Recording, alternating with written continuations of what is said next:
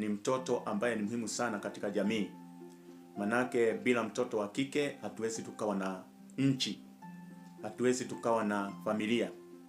Kwa hivyo mtoto wa kike ni mtoto ambaye ana manufaa mengi katika jamii.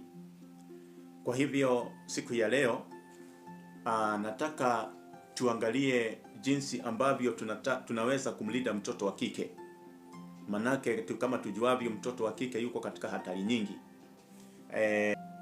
Kama tujuavyo, mtoto wa kike ni baraka kubwa katika jamii. Na hata hivyo, katika mazingira mengi ya kijiji tunaona mtoto wa kike akikabiliwa na katika hatari zaidi kuliko watoto wengine.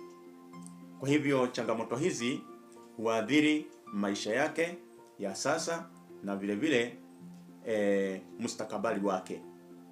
Kwa hivyo ni wajibu wa jamii, ni wajibu ya wazazi na hasa kina mama kusimama na kumlinda mtoto wa kike. Kwa hivyo tuna hoja 8 ambazo tutaziangalia. Kwa hivyo tunapoanza kwa kuangalia hoja ya kwanza ambayo inasema unyanyasaji wa kijinsia, yani rape, tunaona ya kwamba mtoto wa kike hukubana na hatari kubwa ya kubakwa. Na mara nyingi wahusika ni watu ambao wanajulikana, ni watu wa karibu sana, kama vile ndugu au vile na wakati hapa tunaposema ndugu ni tunasema watu relatives, yani relatives ambao ni wa jinsia ya kiume. Kabiliwa na hofu na vitisho kutoka kwa wale ambao pengine wanaweza kuhatarisha maisha yake, ambayo wakati mwingine humfanya yeye kunyamaza. Vile vile kuna aibu ya unyanyapaa ambayo humfanya asiweze kusema. Na kuna adhari zake, yani kuna yale ambayo yanafuata baada ya matendo kama hayo kutendeka kwa mtoto wa kike. Adhari zake ni kwamba kunaleta maumivu ya kimwili, na vile vile kunaleta msongo wa mawazo, na vile vile kupoteza kujiamini.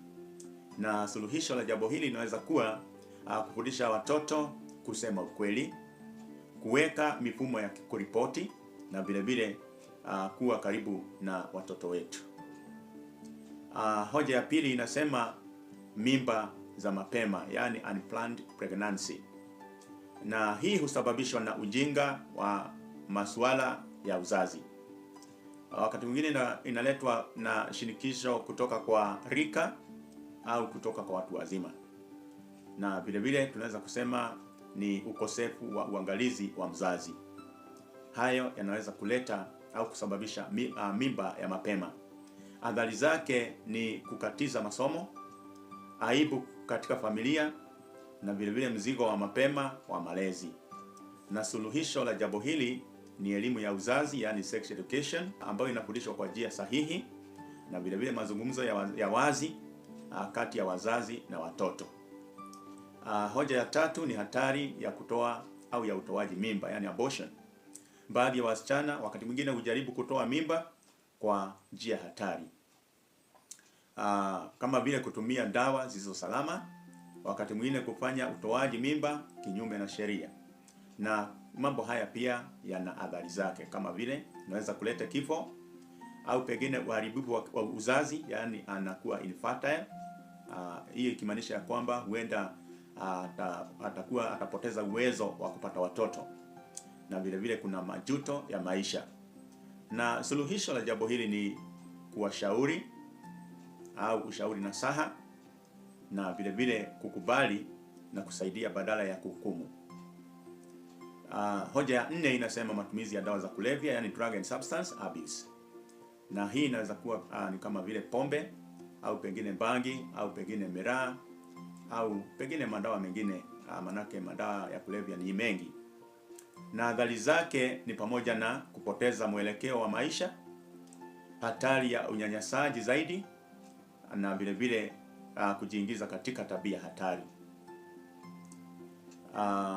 Vile vile suluhisho, tunapoangalia suluhisho ya mambo haya ni pamoja na kuwa na uangalizi wa karibu wa watoto hawa wa kike, kutoa shughuli badala, kwa mfano michezo au elimu au pengine huduma pale kanisani.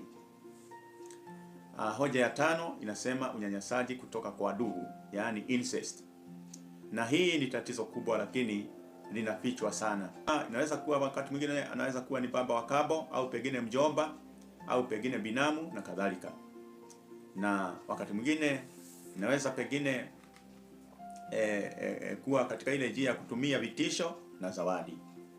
Na vile vile mambo haya yana athari zake, kama vile maumivu makubwa ya kihisia, na vile vile kupoteza imani kwa familia. Na suluhisho la jambo hili ni pamoja na kufundisha watoto mipaka ya miili yao, na vile vile kutoa mazingira salama ya kusema. Hoja ya 6 inasema kazi za nyumbani kama mfanyikazi, yaani house help. Wasichana wengi hupelekwa kufanya kazi za nyumbani, na kazi hizi wakati mwingine zinaweza kuwa na hatari za aina yake. Kwa mfano, wakati mwingine watoto hukubana na mambo magumu kama vile kazi ngumu kupita kiasi, na vile vile kunyanyaswa na waajiri, hasa wanaume wa nyumba. Na athari yake ni kukosa elimu, na vile vile unyanyasaji wa kimwili na kijinsia. Na suluhisho la jambo hili ni kuzuia ajira ya watoto, vile vile kuhakikisha haki zao zinalindwa. Hoja ya 7 ni kukosa mafundisho ya maadili, yaani lack of moral teachings.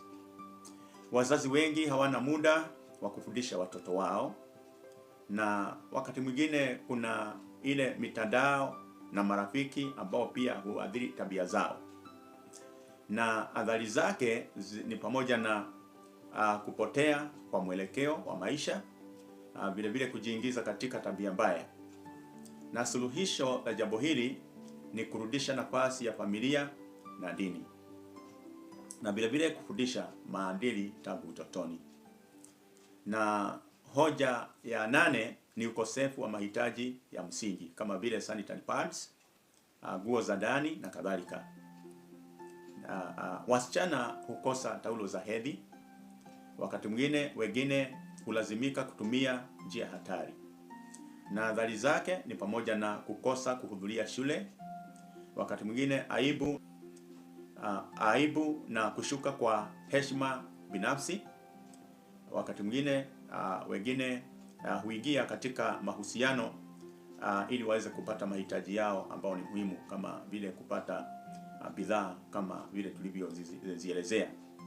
Na suluhisho la mambo haya ni pamoja na serikali na jamii kusaidia, vikundi vya wanawake kusaidia, na vile vile elimu juu ya afya ya hedhi.